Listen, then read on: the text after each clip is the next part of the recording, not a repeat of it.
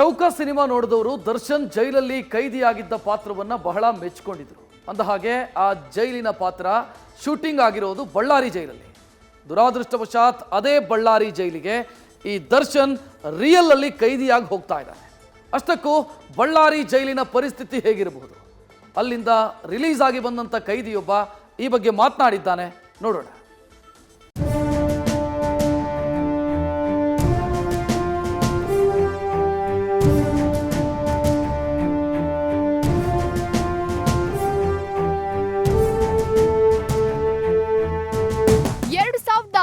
ರಂದು ದರ್ಶನ್ ಹೀಗೆ ಬಳ್ಳಾರಿ ಜೈಲಲ್ಲಿ ಚೌಕ ಸಿನಿಮಾಗಾಗಿ ಕೈದಿಯಾಗಿ ಆಕ್ಟ್ ಮಾಡಿದ್ರು.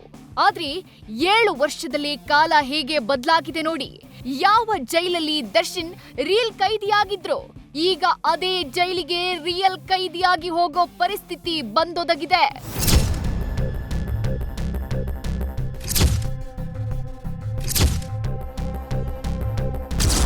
ಬಳ್ಳಾರಿ ಜೈಲಿನಲ್ಲೂ ದುಡ್ಡು ಕೊಟ್ರೆ ರಾಜಾತಿಥ್ಯ ಸಿಗತ್ತೆ. ಬಳ್ಳಾರಿ ಜೈಲಿನ ಕರಾಳ ಮುಖ ಬಿಚ್ಚಿಟ್ಟ ಮಾಜಿ ಕೈದಿ. ಅಂದಹಾಗೆ ಪರಪ್ಪನ ಅಗ್ರಹಾರದಲ್ಲಿ ದರ್ಶನ್ ಬಿಂದಾಸ್ ಆಗಿದ್ದಾರೆ ಅಂತ ಬಳ್ಳಾರಿ ಜೈಲಿಗೆ ಶಿಫ್ಟ್ ಮಾಡಲಾಗ್ತಿದೆ.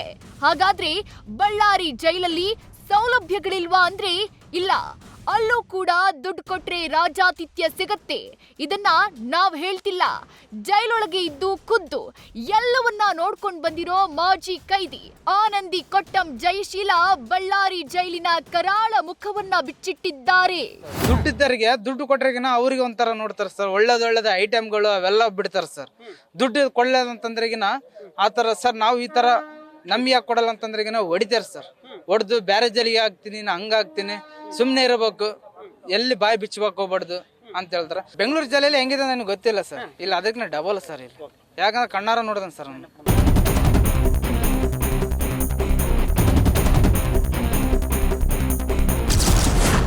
ದುಡ್ಡು ಕೊಟ್ರೆ ಗಾಂಜಾ, ಸಿಗರೇಟ್ ಎಲ್ಲ ಸಿಗತ್ತೆ.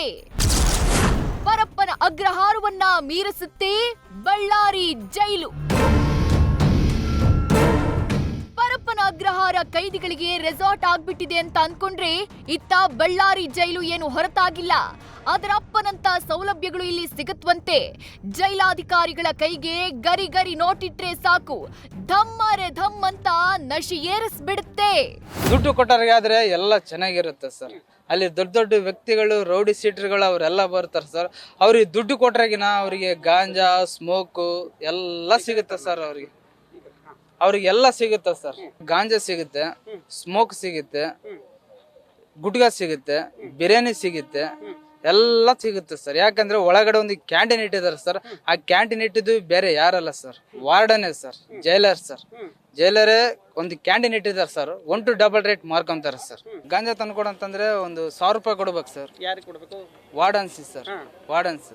ವಾರ್ಡನ್ಸ್ ಒಂದು 500 ಕೊಡ್ಬೇಕು, ಜೈಲರ್ಗೆ ಒಂದು 500 ಕೊಡ್ಬೇಕು, ಸೂಪ್ರೆಂಟ್ಗೆ ಒಂದು 500 ಕೊಟ್ರೆಗಿನ ಒಂದು 1/4 kg, ಒಂದು ಅರ್ಧ kg ತಂದು ಕೊಡ್ತಾರೆ ಸರ್ ಗಾಂಜಾ. ಮತ್ತೆ ಅವ್ರಿಗೆ ಬಿರಿಯಾನಿ ಬೇಕಂತಂದ್ರೆ ಒಂದೊಂದು ಬಿರಿಯಾನಿ ಬೇಕಂದ್ರೆ ಒಂದು ಸೆಲ್ಲಲ್ಲಿ ಕೈದಿಗಳು, ರೌಡಿ ಸೀಟರ್ಗಳು 3 ಜನ ಇರ್ತಾರೆ ಸರ್. ಒಂದೇ ಕೇಸಲ್ಲಿ ಸರ್. ಅವ್ರು ಒಂದೇ ಕೇಸಲ್ಲಿ 3 ಜನ, 4 ಜನ ಇರ್ತಾರೆ ಸರ್. ಅವ್ರಿಗೆ ಇಷ್ಟು ಬಿರಿಯಾನಿ ಬೇಕಂದ್ರೆಗಿನ ವಾರ್ಡನಿಗೆ ಒಂದು 500, ಜೈಲರಿಗೆ ಒಂದು 500, ಅಸಿಸ್ಟೆಂಟ್ಗೆ ಒಂದು 500, ಸೂಪ್ರೆಂಟ್ಗೆ ಒಂದು 1000 ಹೋಗ್ಬೇಕು ಸರ್.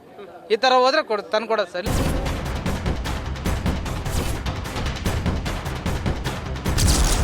ದರ್ಶನ್ ಸರ್ ಇಲ್ಲಿಗೆ ಬಂದ್ರೆ ಕೆಟ್ಟೋಗ್ತಾರೆ.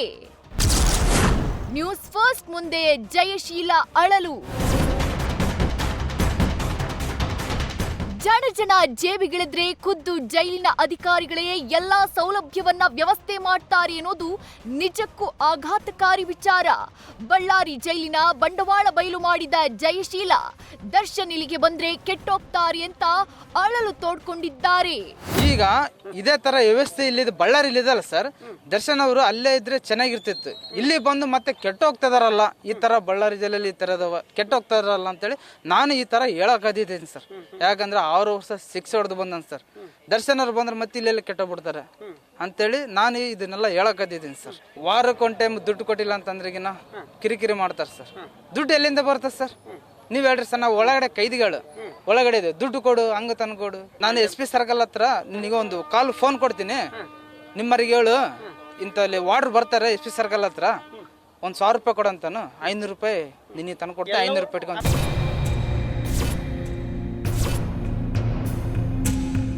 ಭೀಮಾ ತೀರದ ಹನುಮಂತನಾಯ್ಕ್, ಕೆಜಿಹಳ್ಳಿ, ಡಿಜೆಹಳ್ಳಿ ಪ್ರಕರಣದಲ್ಲಿನ 80 ಆರೋಪಿಗಳು ಸದ್ಯ ಬಳ್ಳಾರಿ ಜೈಲಲ್ಲೇ ಇದ್ದಾರೆ. ಇನ್ನು ಬಳ್ಳಾರಿ ಭೀಮಾ ತೀರದ ಹಂತಕ ಹನುಮಂತನಾಯ್ಕ್, ಕುಖ್ಯಾತಿ ರೇಪಿಸ್ಟ್ ಉಮೇಶ್ ರೆಡ್ಡಿ, ಡೆಡ್ಲಿ ಸೋಮ, ಸಿಗ್ಲಿ ಬಸ್ಯಾ, ನಟೋರಿಯಸ್ ರೌಡಿ ಬಚ್ಚಾ ಖಾನ್ ಕೂಡ ಹಿಂದೆ ಈ ಜೈಲ್ನಲ್ಲೇ ಇದ್ರು.